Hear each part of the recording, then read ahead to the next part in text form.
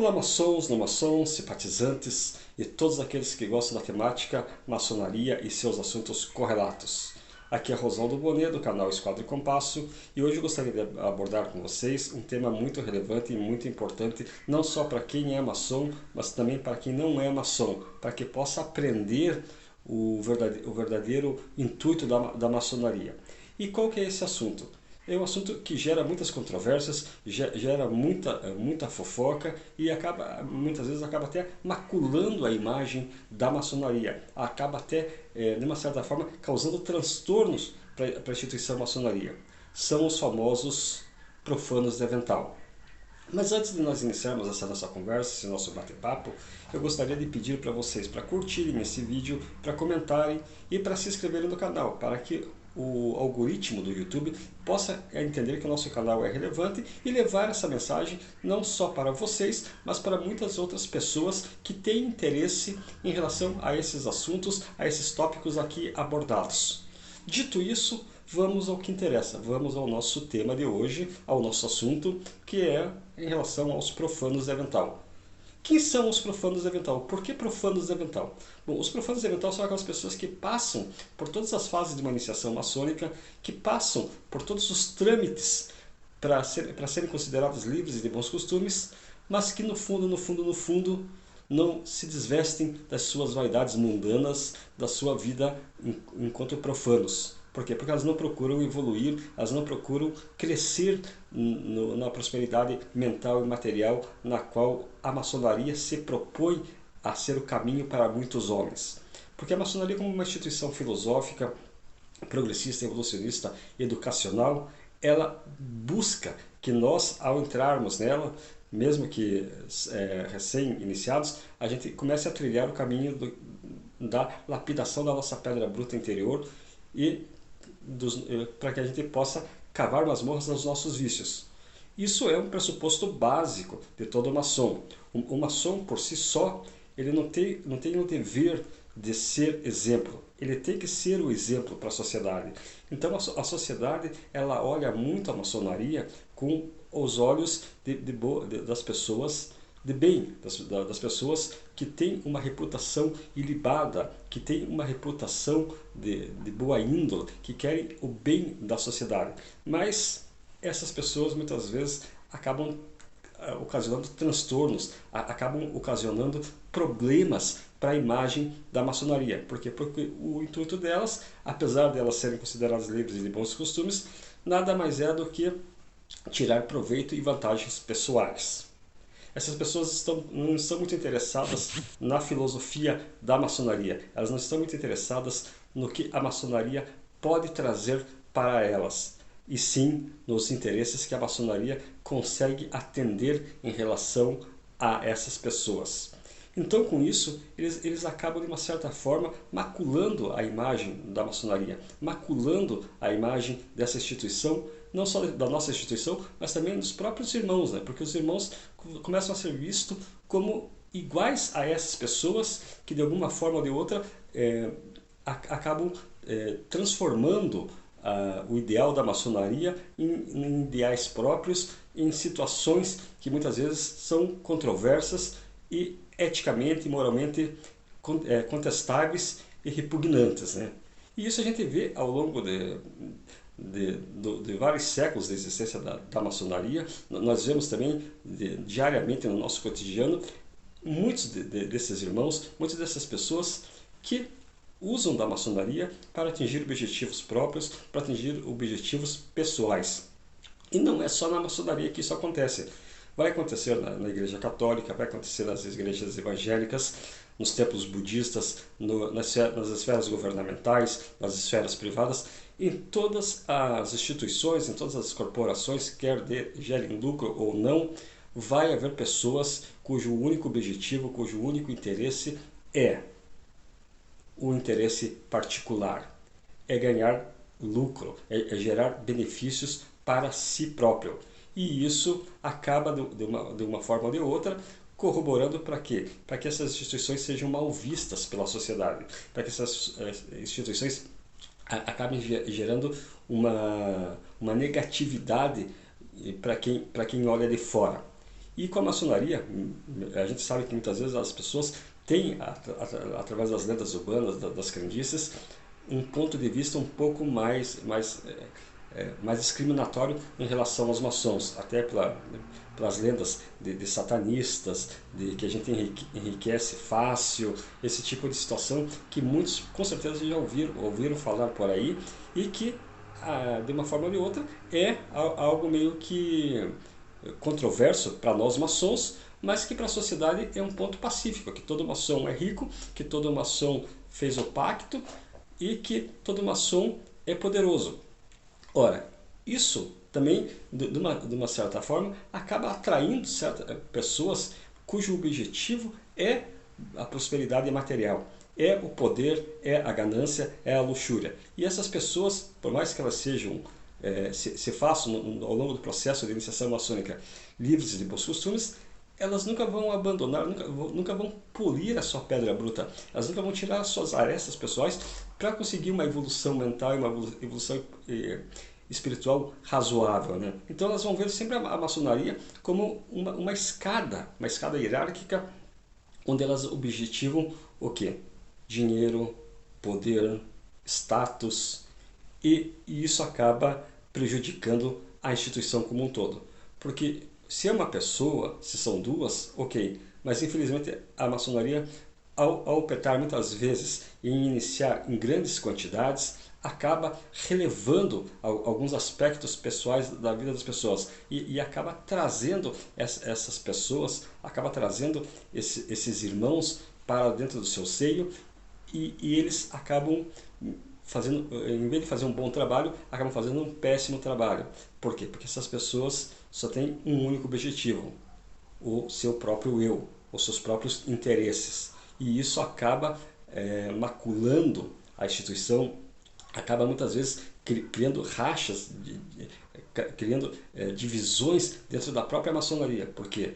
Porque uma vez não atendidos os objetivos, uma vez entrando em conflito, a própria maçonaria acaba abatendo colunas em muitas lojas, justamente por irmãos que são os profanos de avental, que são os falsos maçons, né? Eles são maçons, têm as prerrogativas de maçons, mas no seu puro, dentro dele mesmo, ele nunca vai se tornar um maçom, porque ele nunca deixou que a maçonaria entrasse dentro dele para fazer a transformação, fazer a transmutação da sua pedra bruta em pedra polida.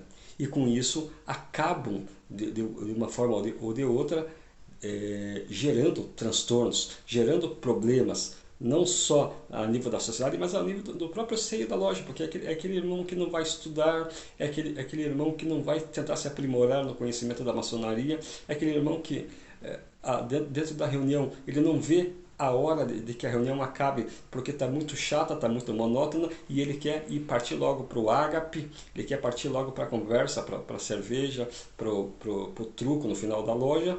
Para quê? Porque assim ele se satisfaz, assim ele está quase que dentro de um clube social, mas ele faz parte da maçonaria pelo status que a maçonaria lhe dá, pelo status que sai na sociedade em dizer: eu sou maçom, eu sou da grande loja, eu sou do grande oriente do Brasil, ou eu sou dos grandes orientes independentes. Isso, quer queira ou quer não, para muitas rodas sociais, dá um determinado status. E essa pessoa, é isso que ela quer se cercar. Ela quer se cercar de todo esse apoio que indiretamente a maçonaria acaba gerando, acaba ocasionando entre os irmãos. Para quê? Para que ela possa usufruir mais dos benefícios do que dar benefícios para a maçonaria. E quando eu falo da maçonaria, na realidade, podem levar para os outros campos da sociedade, porque na sociedade vão existir essas pessoas que, de uma certa forma, grosseiramente, a gente pode dizer que são os cânceres da sociedade. São as pessoas que querem usar das instituições, usar das suas posições, do seu dinheiro, da sua posição social, para angariar mais benefícios para elas e para, quem sabe, até para os seus amigos, né? Então elas não veem a instituição com os outros olhos, elas não veem a instituição como uma instituição filosófica, elas veem a instituição como uma instituição de negócios, uma instituição comercial, tipo uma associação comercial de várias regiões, onde as pessoas se reúnem para fazer negócios, ganhar dinheiro, conseguir cargos e dessa forma a maçonaria acaba perdendo. Por quê? Por que ela perde? Porque muitas vezes um processo de iniciação demora um determinado tempo e é um tempo que nunca mais retorna, porque esses irmãos, a partir do momento que eles percebem que a maçonaria não vai mais entregar nada para eles, eles acabam se retirando, acabam deixando a maçonaria de lado e aí isso acaba, de uma forma ou de outra, enfraquecendo a maçonaria.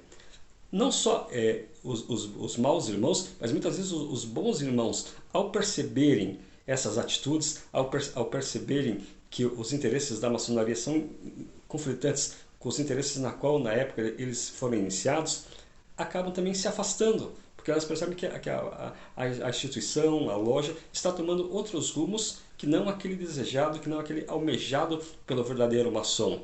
Então isso tem ocasionado muitas cisões, muitas divisões, muitas brigas por fatores políticos, por fatores econômicos, por fatores sociais e que acabam muitas vezes fazendo que as lojas abatam colunas ou mesmo virem meramente clubes sociais, clubes onde as pessoas têm o único intuito de fazer uma reuniãozinha rápida, tipo VaptVupt, e logo após ir para o ágape, onde o ágape é muito mais interessante do que a reunião, onde o ágape gera muito mais enriquecimento, gera muito mais negócios do que a reunião, porque eles não veem a reunião no seu aspecto de prosperidade mental e espiritual. Então esses maçons, esses falsos maçons, que eu classifico, esses pseudo-maçons, eles entram, usam da maçonaria e ela nada mais é do que um objeto descartável para eles. Eles nunca vão ter amor,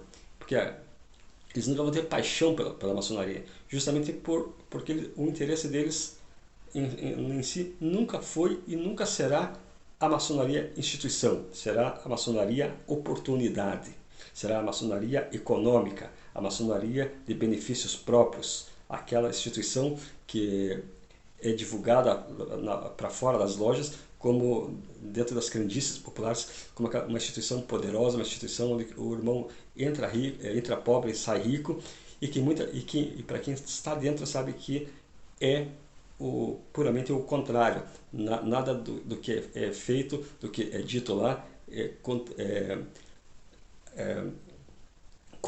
consegue de alguma forma se mostrar verídico em relação a essas crendices. E esses irmãos, na realidade, nada mais querem do que justamente isso, fazer com que, através dessas crendices, outras pessoas, outras